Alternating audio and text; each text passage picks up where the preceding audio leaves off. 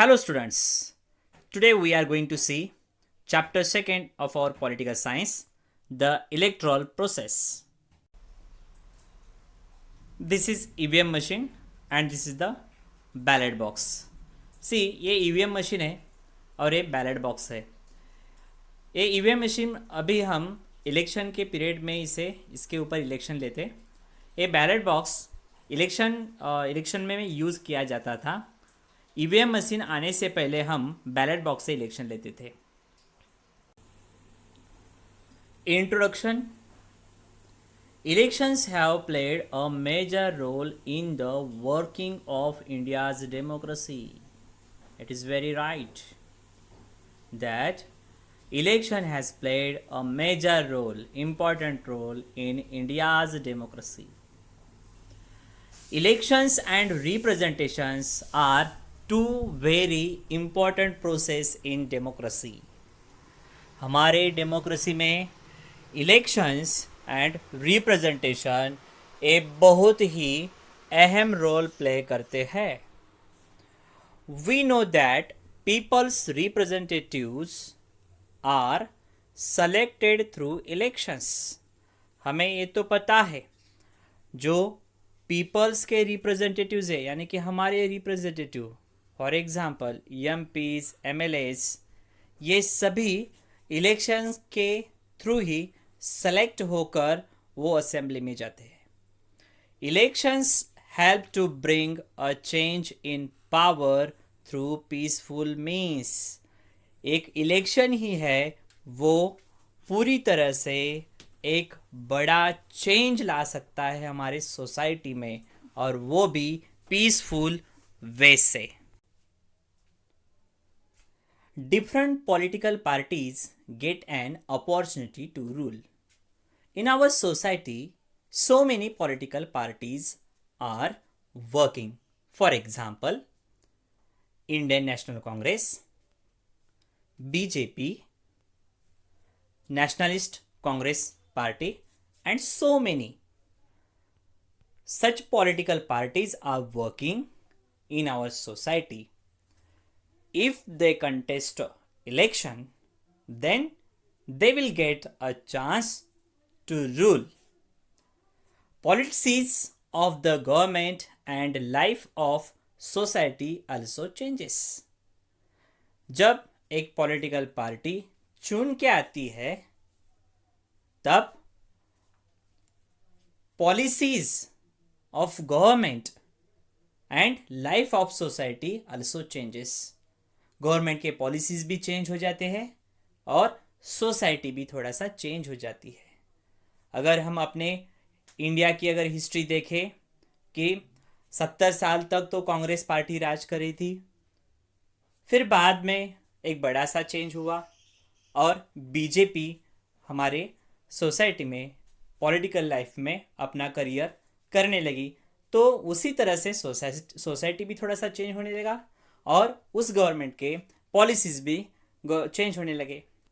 We expect that the representatives we elect should be efficient, honest and trustworthy, and that they should respect the opinion of the people.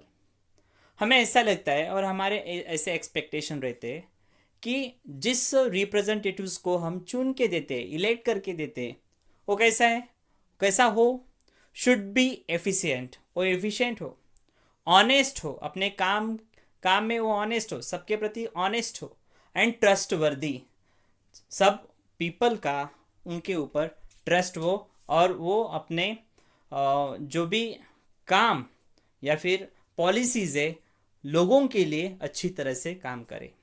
And that they should respect the opinion of people, और वो representatives people के opinion का respect करे.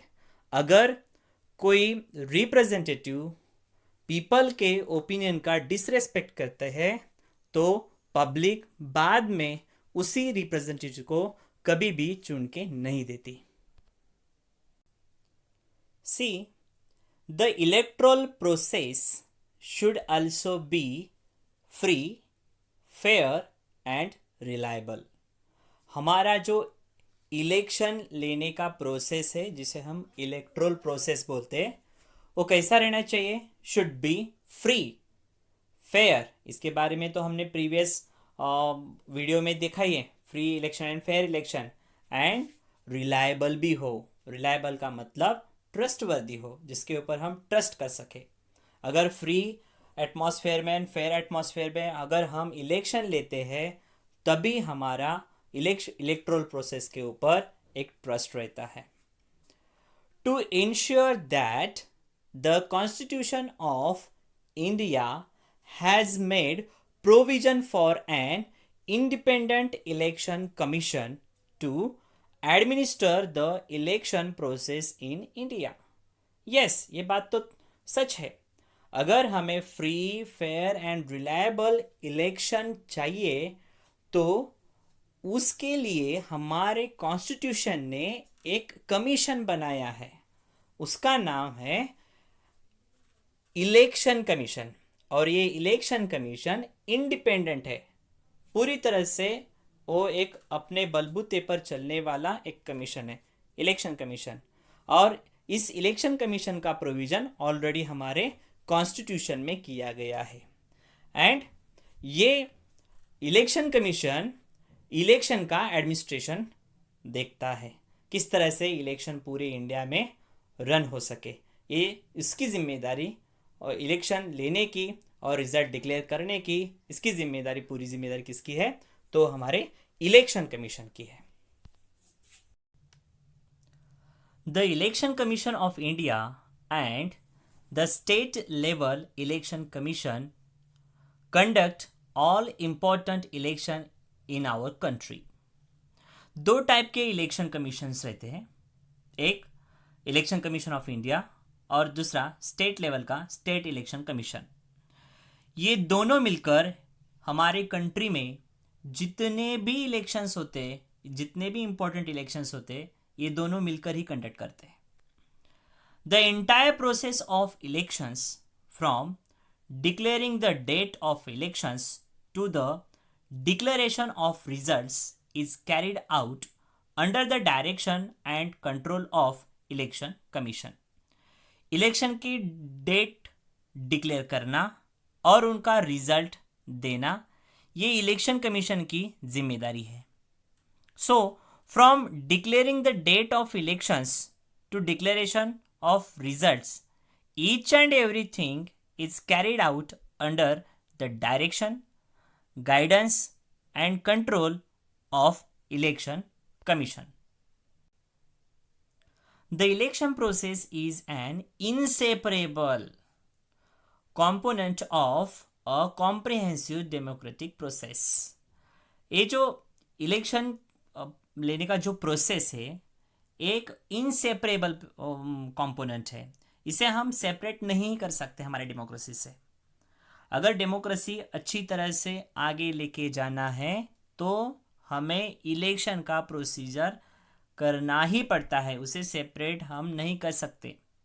अगर हम election को separate करें, अगर हम इलेक्शन ना लिए, तो डेमोक्रेसी अच्छी तरह से यहाँ पे रन नहीं हो सकती। For that we have to take the election and it is compulsory.